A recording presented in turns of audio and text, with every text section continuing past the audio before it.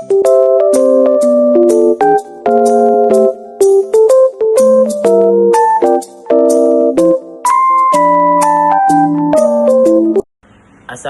warahmatullahi wabarakatuh. Perkenalkan, nama saya Muhammad Terali Syarifuddin dari kelas M22F, Fakultas Ekonomi dan Bisnis. Saya akan menjelaskan distorsi pasar. Pengertian distorsi pasar. Distorsi pasar merupakan situasi tidak ideal yang terjadi di dalam pasar, yang dimana terdapat gangguan atau interupsi yang terjadi sehingga mengakibatkan rusaknya keseimbangan pada pasar tersebut. Distorsi pasar terjadi karena adanya niat pelaku pasar untuk memperoleh keuntungan cepat atau memperoleh keuntungan di atas batas keuntungan wajar dengan cara merugikan orang lain. Distorsi pasar dalam Islam. Mekanisme pasar yang memiliki visi atau kontemplasi adalah mekanisme pasar penentuan harganya ditentukan oleh kekuatan permintaan dan penawaran. Pertemuan antara permintaan dan penawaran tersebut harus terjadi rela sama rela, tidak ada pihak yang merasa terpaksa atau tertipu, atau adanya kekeliruan objek transaksi. Namun situasi tersebut tidak selalu tercapai. Seringkali terjadi gangguan pada mekanisme pasar ini. Gangguan tersebut dinamakan distorsi pasar. Bentuk-bentuk distorsi pasar ada 3, yaitu yang pertama, rekayasa permintaan dan rekayasa penawaran. Yang kedua, tadlis. Yang ketiga, takrir.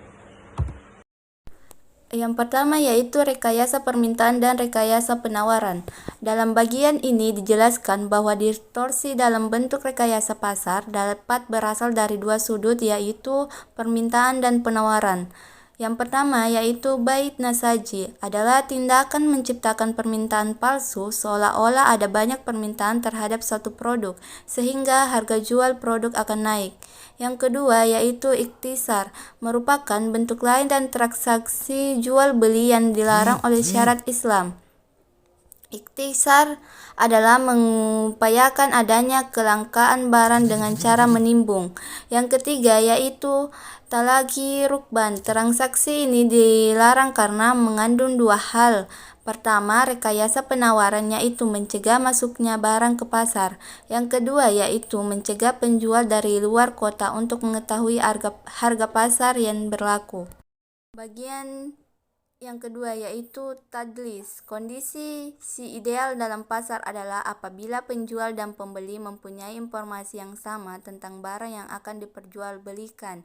Apabila salah satu pihak tidak mempunyai informasi seperti yang dimiliki oleh pihak lain, maka salah satu pihak akan merasa dirugikan dan terjadi kecurangan atau penipuan. Macam-macam tadlis. Yang pertama yaitu tadlis kuantitas. Tadlis dalam kuantitas termasuk juga kegiatan menjual barang kuantitas sedikit dengan harga barang kualitas yang banyak. Yang kedua yaitu tadlis kualitas. Tadlis dalam kualitas termasuk juga menyembunyikan cacat dan kualitas yang buruk yang tidak disepakati oleh si penjual dan si pembeli. Yang ketiga yaitu tadlis dalam harga. Tadlis dalam harga ini termasuk menjual barang dengan memberikan harga yang lebih tinggi atau lebih rendah dalam harga pasar karena ketidaktahuan penjual yang akan membeli. Yang keempat yaitu tadlis dalam waktu penyerahan. Sebagaimana diantaranya tadlis dalam kuantitas, kualitas, dan dalam harga, tadlis dalam waktu penyerahan pun dilarang. Kemudian yang ketiga yaitu ada yang namanya takrir. Takrir berasal dari bahasa Arab qarar yang berarti akibat, bencana, bahaya, risiko, dan ketidakpastian. Dan dalam istilah fikih muamalah, takrir berarti melakukan suatu secara membabi buta tanpa pengetahuan yang mencukupi atau mengambil resiko sendiri dari suatu perbuatan yang mengandung resiko tanpa mengetahui dengan persis apa akibatnya, atau memasuki kancah risiko tanpa memikirkan konsekuensinya.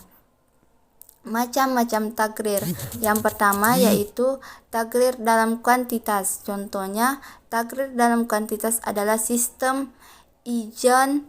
Misalnya petani sepakat menjual hasil panennya seperti beras dan kualitas A kepada tengkulak dengan harga 750.000 Padahal pada saat kesepakatan dilakukan, sawah petani belum dapat dipanen. Yang kedua yaitu takrir dalam kualitas. Contohnya, takrir dalam kualitas adalah menjual anak sapi yang masih dalam kandungan induknya. Yang ketiga, takrir dalam harga. Takrir dalam harga terjadi ketika misalnya seorang penjual menyatakan bahwa ia akan menjual satu unit panik merek ABC seharga 10.000 dan dibayar tunai atau sebesar 50.000 bila dibayar kredit selama 5 bulan. Kemudian si pembeli menjawab setuju. Dan yang keempat yaitu takrir menyangkut waktu penyerahan. Dalam transaksi ini terjadi ketidakpastian mengenai waktu penyerahan barang karena barang yang dijual belum diketahui keberadaannya. 4. Peranan pemerintah dalam mengatasi distorsi pasar. Ketika terjadi kegagalan pasar atau distorsi pasar, maka pemerintah harus turun tangan, memastikan mekanisme pasar yang adil kembali bekerja.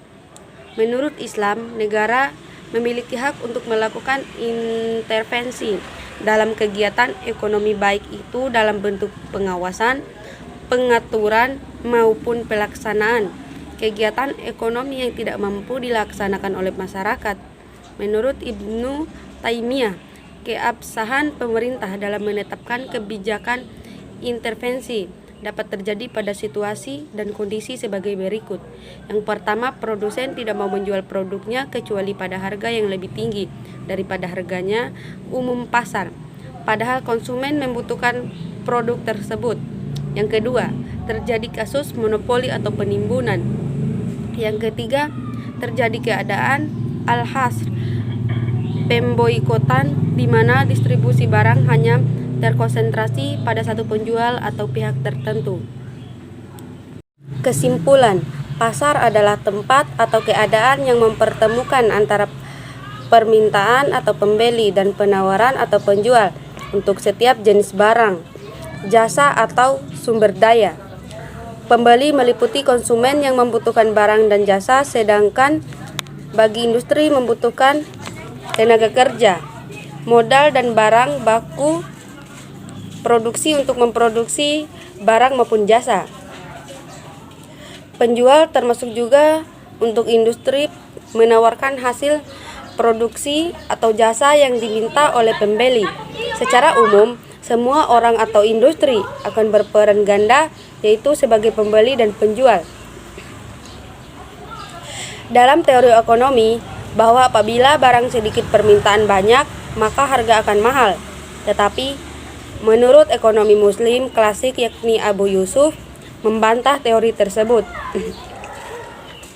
Dengan alasan, terkadang barang melimpah harga tetap mahal dan sebaliknya. Karena ada faktor lain, diantaranya banyaknya permintaan, hendaklah seorang muslim menghindari distorsi pasar dengan rekayasa permintaan dan penawaran, penipuan, ketidakpastian, baik kualitas, kuantitas, harga, dan ketidakpastian penyerahan barang.